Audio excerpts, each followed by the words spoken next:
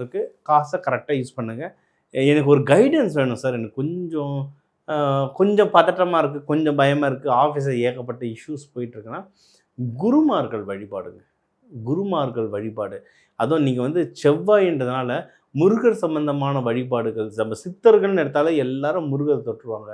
மெயினாக கனகம்பட்டியார் இவங்க இவங்க குருமார்கள் ஃபோட்டோவை வீட்டில் வச்சு வழிபாடு பண்ணுறது ரொம்ப நல்லது.